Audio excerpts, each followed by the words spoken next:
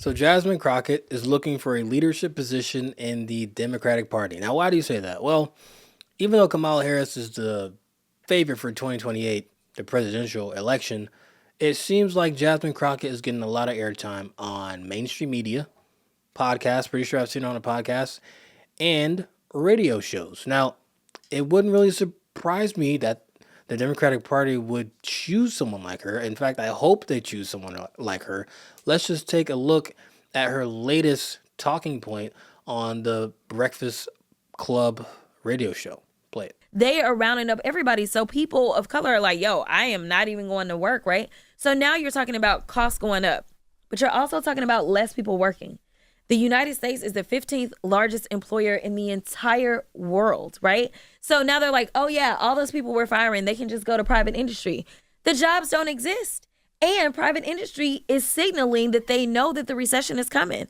Southwest has never done a layoff like what they did in the entire existence of Southwest, and they just cut 15% of their workforce. So we're seeing where private industry is starting to collapse and starting to actually reduce their workforce instead of increase it. So where are these people going to go? So we're only 1 month into the current administration, and the Democratic Party has already seemed to switch their tone entirely on the economy and jobs. But we already know during the latter half of the last administration, they touted how good the economy was and how strong our GDP was growing. And suddenly, all of a sudden, now that we're in a new administration, we're headed towards a recession and there's no jobs.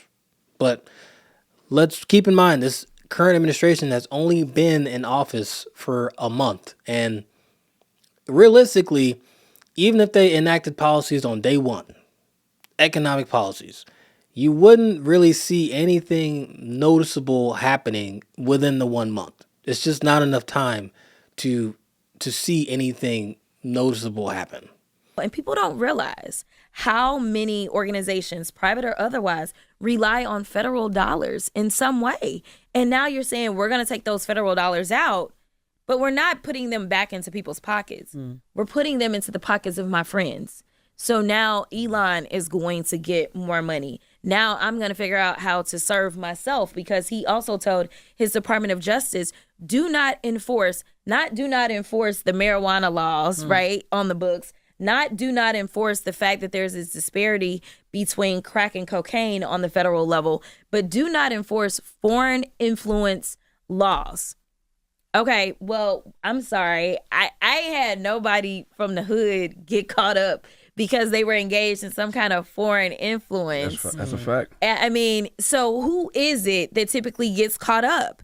It's people with access. And so now basically he's signaling to all of these people that have tried to corrupt our government, come on through, drop off a bag. In fact, y'all just had a senator nearby that just went down. They just gave Menendez 11 years for the exact thing that he's telling his Department of Justice, do not enforce this. That's where we are.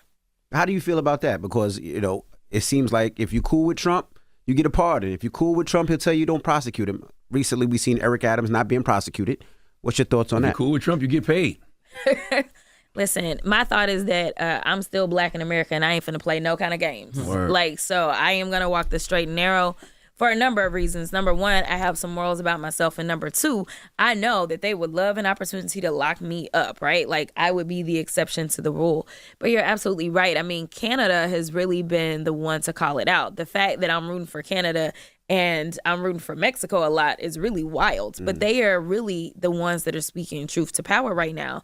They can see what it is. And they were like, we are not messing with this crazy regime from Mar-a-Lago, and basically calling them thugs. That's what it is. But I'm like, y'all knew who he was when y'all elected him. There it is. This is a sitting congresswoman who is standing with foreign countries against the U.S. She basically just made a advertisement for the Republican Party. They're going to run that probably for the next 4 years. She's definitely going to end up in an ad somewhere. Mark my words. Now, the Democrats, this is not really anything special. This is what they've always done. They always seem to be pro everybody else in America last. But if you go back in the clip of her talking with the Breakfast Club, she talks about the $5,000 check, and she says, "What are you gonna do with the $5,000 check?" Well, $5,000, that just shows how out of touch Democrats are, actually. But $5,000 is a lot of money to a lot of people. But I can guarantee you that she has ideas of what to do with that money. She's definitely going to give it to either another country or she's going to give it to illegal migrants or both. But it's always the same thing with Democrats. They always seem to have America last and Canada first or Mexico first, illegal migrants first, some country in Africa first. Remember the Democrat mayor Karen Bass was in Africa during the fires in LA. Like what? And then what else? Oh, Ukraine first. It's always somebody else first and America last. They never have anything for Americans, and that's why they are currently always losing. And this is all while the current administration is trying to basically do trade negotiations to essentially protect Americans from drugs, the drug trade, ODing on fentanyl, trying to keep people from being trafficked, trying to keep people from being killed by illegal migrants, criminals, and such. And I hope the Democratic Party stays on their current path because this will pretty much guarantee that they will never win another election